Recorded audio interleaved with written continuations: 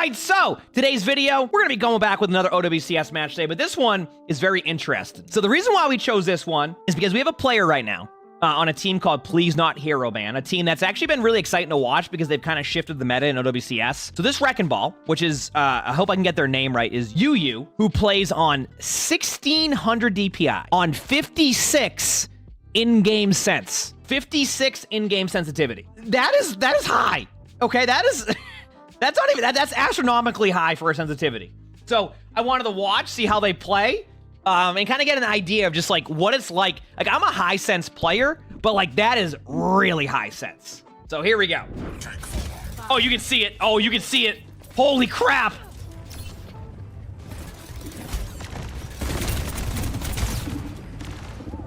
Yep. I can see it right away. Now, keep in mind, a really good Wrecking Ball player, by the way. Like, really good.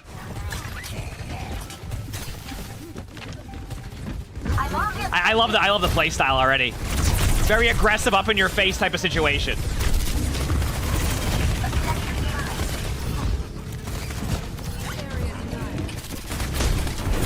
Ooh! Oh, what a boom! Holy crap! Isn't it amazing watching somebody who's playing on like 8 times my sensitivity be like 10 times the Wrecking Ball player that I could dream of? Like I'm okay at Wrecking Ball, but if I try ball, that's actually really good so far because like as Wrecking Ball, the key to being good at Wrecking Ball, right, is survivability. If you can survive as Wrecking Ball and also interrupt them every 15 to 20 seconds, you're gonna be a good Wrecking Ball player, right? That's how it is. That's why it's actually impressive to watch because, like, even like when they switch targets, it's actually pretty accurate. Look at the text, I know. It's gonna be a good ult if need be.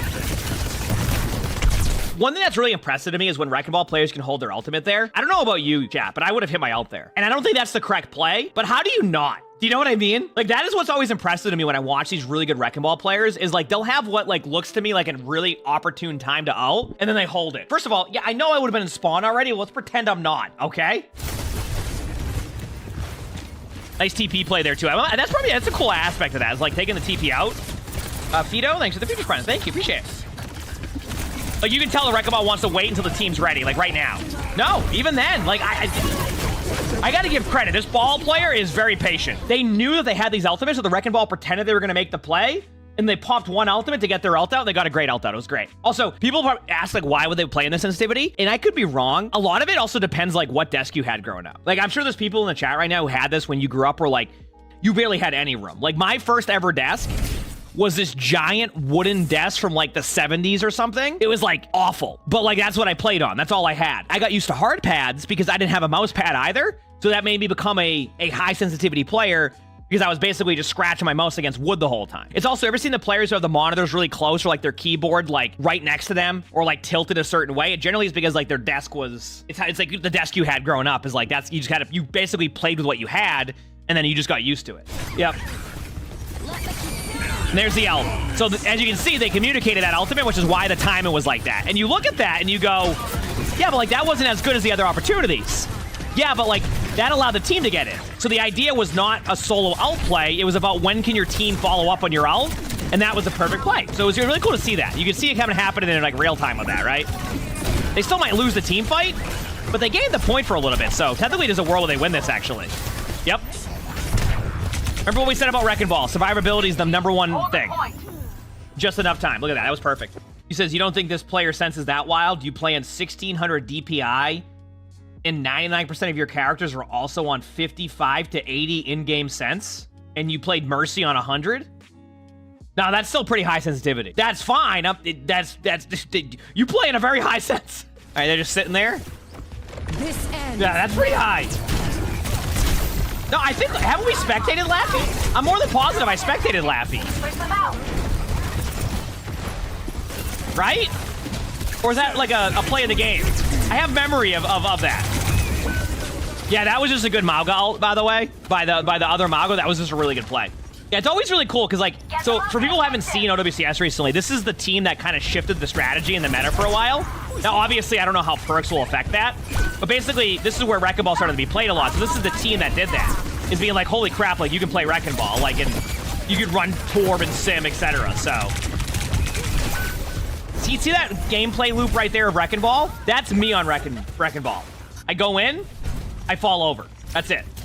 So this is all new to me. This is great. Tiara, thanks for the 4 months for the Twitch friend. Thank you. Shit. Using a good ultimate there. A lot of high ground control.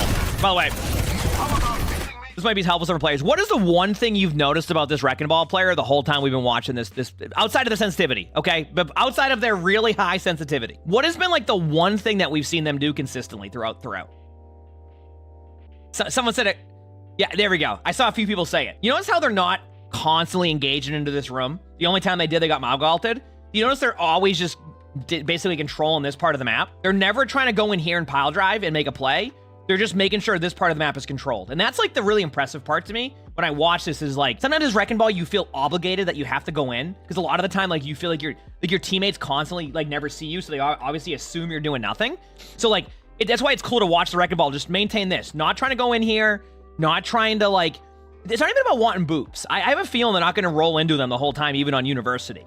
It's about just like controlling a part of the map, denying this space, and basically just keeping them funneled here. And honestly, that's going to work really well because eventually you're going to grind them down. That's what you're seeing. So it's just a really cool, like, it's a really cool play style to watch with that. You know what I mean?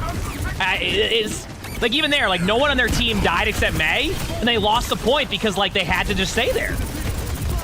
Actually, a great reaction by the other team. They just basically popped beat and went in on their backline. That was really well played. That was their only option, and it was actually really well played. It's crazy to me that there's such a high sense, though, and they're still, like, just getting this much value. So cool.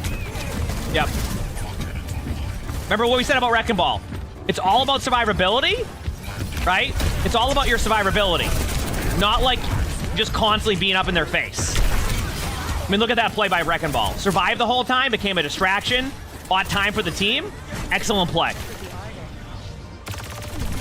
So their mouse pad needs to be so clean. Oh, imagine my mouse whenever I get like cat fur with that sensitivity. It would take one bit of fur and that would be it. One bit of fur and I'm just falling over. Here we go.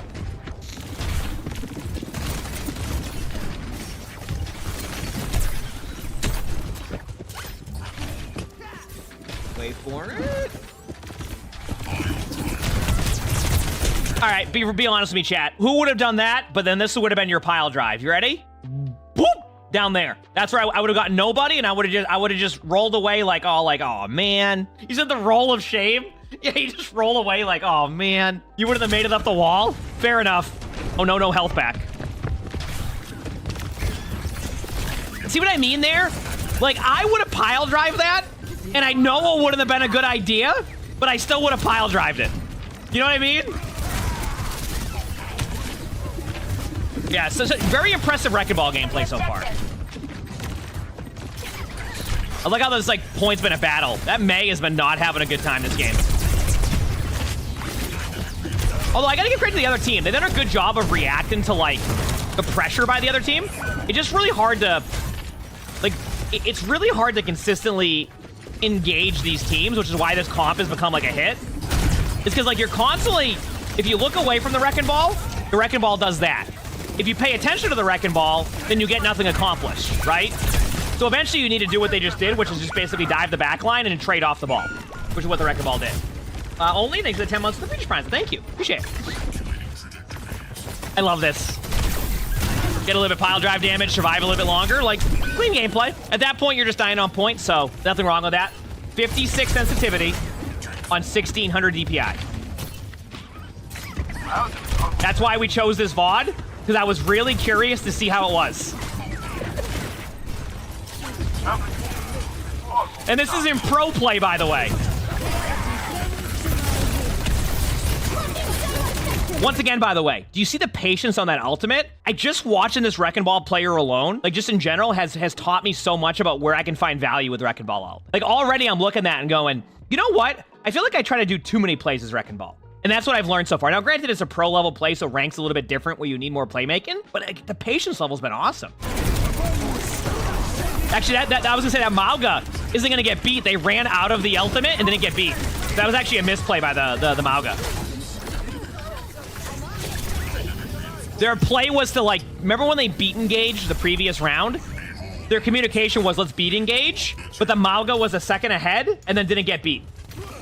Yeah, this strategy I need to do more of too, where you kind of just set up. Did anybody else get, like, really confused and think that it would, like, start the timer? Like, when you first heard about the Wrecking Ball change? Like, I always thought it would just start the timer on the grapple, but, like, it doesn't. Like, it doesn't start your timer. You can just sit here the whole time. I know about this now for, like, you know, for a long time. It's just, like, at first, I thought it was going to work differently, so there's these plays, I never really kind of picked up on them. Like, you notice how, like, the timer is just, like, it's not...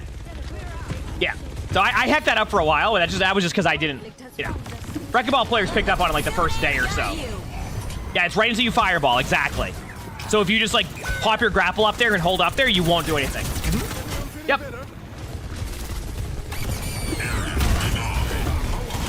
Really good escape there. Ah, you see, like... And then I watch those mines, and I go... My guess is that they wanted to engage in, and they wanted to stop them from their ultimate play. So that's why they did that. Like, they know they have ults coming up, so they... But, I don't know. I'm ready to overclock. Yep. This ends now. I mean, I have a decently sized mouse pad, but I barely use any of it. I mean, I gotta be honest with you. That sim ult almost just saved him. That was impressive.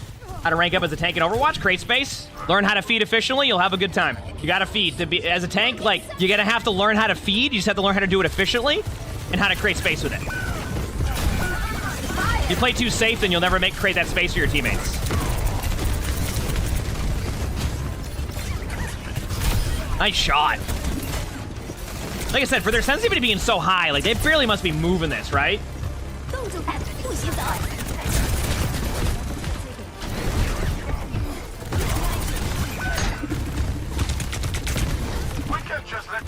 What is feed? What time do you have to take? 2 p.m. Above the webcam.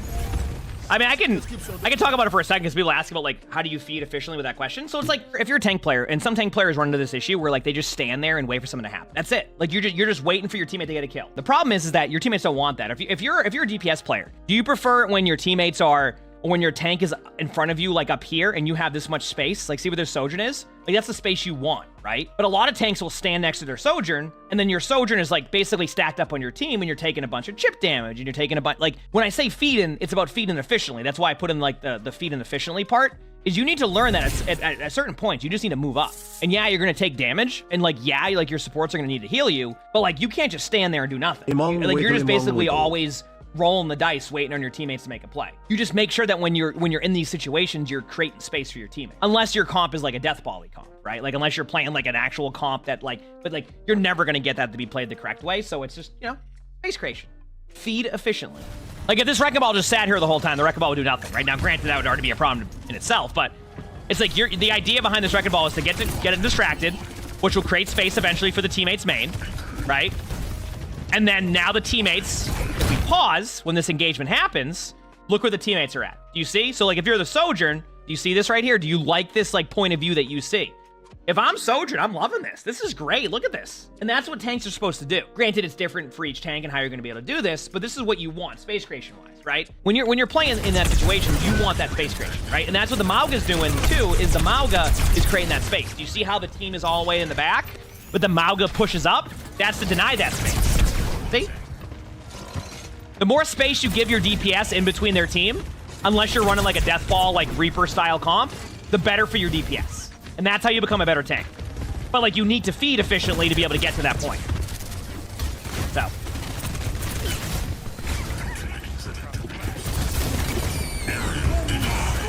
Nice ult. That was very close to stopping that Lucio. Now, keep in mind, it's not as cut and dry that all the time. Like Sigma, your space creation is your damage, so you play it differently, but that's a whole different story, right?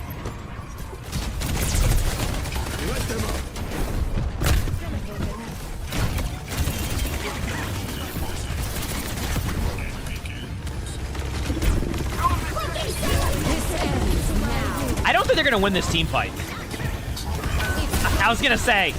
I think because that Juno ultimate was so well placed, it's actually kind of close.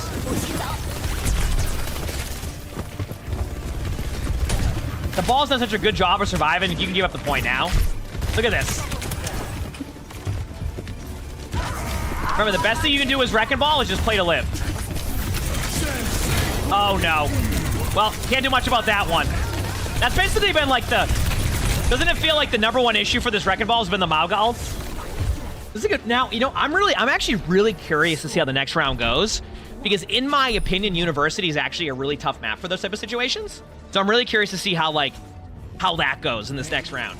To give context, by the way, this is the team that kind of changed the meta. So like a lot of what you were seeing was like Hazard, Mauga type of comps. This team with the Wrecking Ball actually got players to start playing Wrecking Ball. Now, granted, I don't know if like in scrims that was already happening, so I could be wrong on that one. But my experience was I watched them play a match, and the next thing we knew, all the other regions started playing this like a Wrecking Ball Sim Torb comp and stuff, or like different variations of it. It was really cool.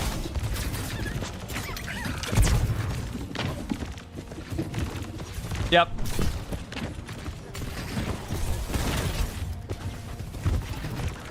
A good Wrecking Ball player is so fun to watch. No disagreements on my end. That's why you like watching my stream, right? Because of how good my Wrecking Ball is. Right, chat? See, this map is very curious to me. Like, part of this map is also really good for ball, and I'll explain why in a second. Hi, buddy. Good boy, Arnie. Okay, I'm going to show you why in a second. See this middle part right here? This whole part can be used as height for like pile drives. So you basically have constant ability to slam around the point. Like if you look at the Wrecking Ball, they already have it. Do you see how like you'll see it. They can hit their pile drive there. That's why the button was activated. So that whole middle part, right? That whole middle part you can use as like an escape. You can use it as like a pile drive. So it's really, really cool for that. Now, the problem is that this map is also can play like a King's Row style, so that way if you lose control, it's a little bit more difficult to find that value, so obviously you want to start off strong.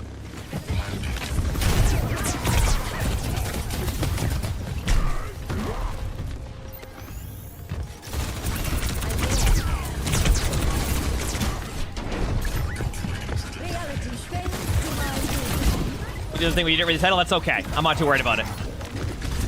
See, like, this is the room you don't want to end up as ball, but, like, they're trying to deny the space there. Do you see that? It wasn't, like, overcommit. It was deny space and then just wait. So far, so good.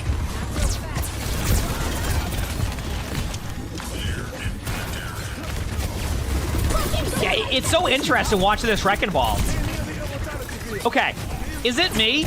Or has been one of the takeaways I've gotten from this game is, doesn't it feel like less is more in these type of situations? It just feels like I try to do too much on Wrecking Ball and it gets me killed more often than not. This just shows you less is more. You don't have to overfeed. You just basically wait for the right moments and then you just disengage out. It's like not trying to force any play, trying to be involved, but like not like constantly feel like you have to just go into their team. A lot of the pile drives are safe. A lot of the disengages are smart, right? So it's nice to see. Now, granted, it's in a pro-level play, right? So your teammates are going to be playing different than in ranked. So in ranked, you might need to play a little bit more aggressive to, like, get that set up there. But it just shows me that, like, I don't need to force my plays all the time, which is nice. Wishin, thanks for the 7 months with the Friedrich Prize. Thank you. Appreciate it. Thanks.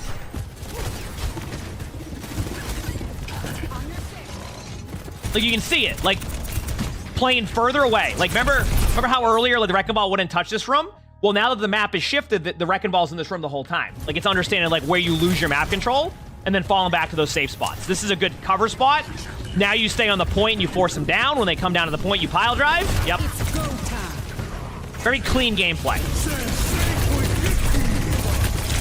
I mean, even here, though, if I'm the Wrecking Ball, I take that, right? Like a Mauga ultimate used off the point, I take that any day of the week as a Wrecking Ball. I'm happy with that one.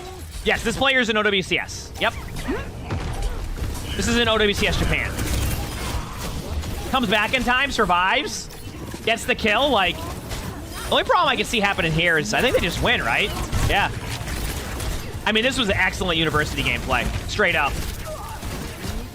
Like, this was excellent.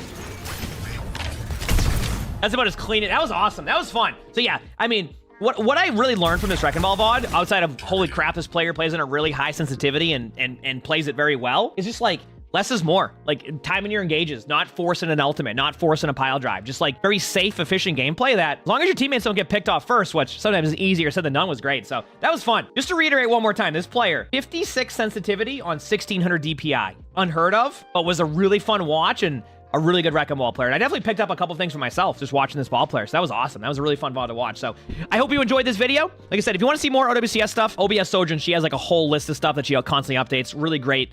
I mean, even her YouTube channel has a lot of great stuff on there. So, like, we have plenty of replay codes now. So this is the more stuff you want to see, which I got from the last VOD. We're going to probably keep doing more of these occasionally. So hit the like button if you haven't. Leave a comment. Subscribe to the YouTube. All of that helps. We record these live on stream. You can see the Twitch tab below the webcam. Also stream on YouTube. Stop by if you haven't. And with that being said, I hope you all have an amazing day/night.